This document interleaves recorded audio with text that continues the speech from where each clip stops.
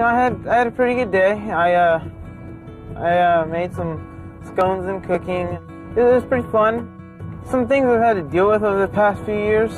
It's about me, because me being bipolar, that would probably have to be the hardest thing I've ever had to deal with.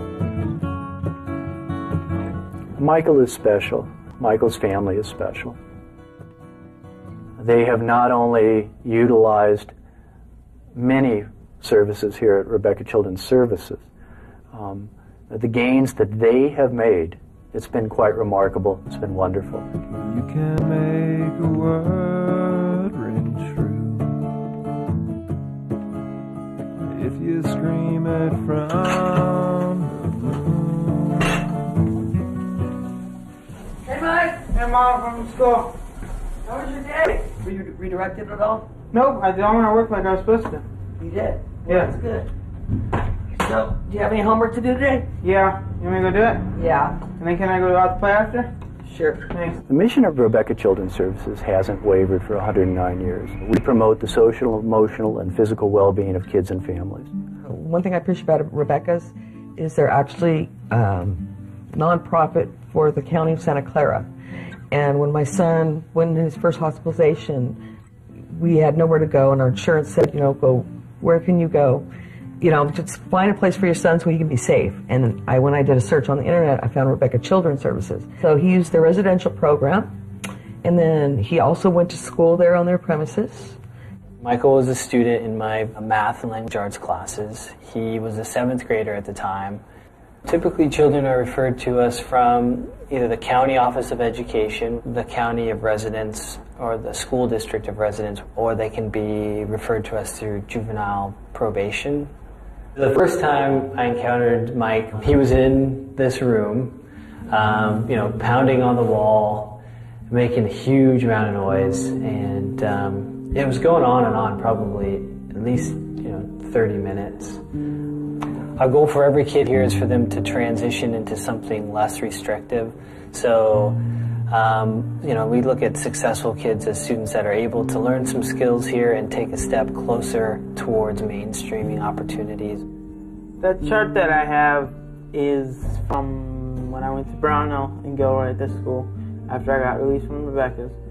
And my therapist from Rebekah's said, we need to find a way so we can let people know how you're feeling. We'll touch the lives of over 2,500 kids in any given year. We have a wraparound program, which we call Compadres. That's our largest mental health service. That's community-based, where we go out to children and families in their homes and in their communities. The family specialist is assigned to work with the child, and wherever possible with the child and parent together. Martin was my last specialist. He's always using humor to, kind of like make me laugh when I'm upset and stuff. And how are your teachers? Okay. Some I don't like. He let me know that he's feeling anxious, right now, or frustrated. And we'd talk about that, well, what's making you frustrated? What could you do right now that would help you out? It used to be, every day it was a little bombardment of insults towards each other. And then every day, maybe it was 5 insults less or so. And then eventually it was maybe once a week we would yell at each other. Mike learned how to work things out with his brother, and the more, that he practiced that, I think the more the peace came into their family.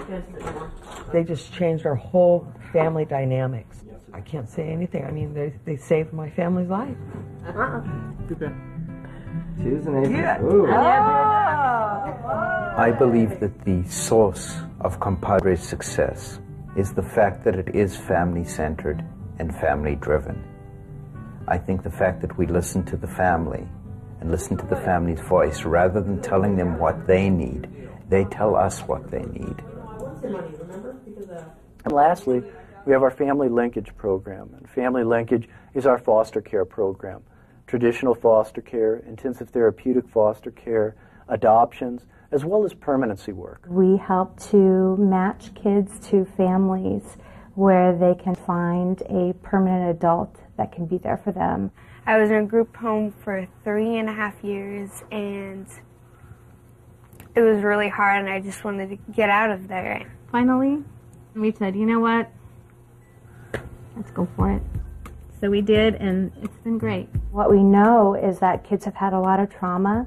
They've had a lot of loss.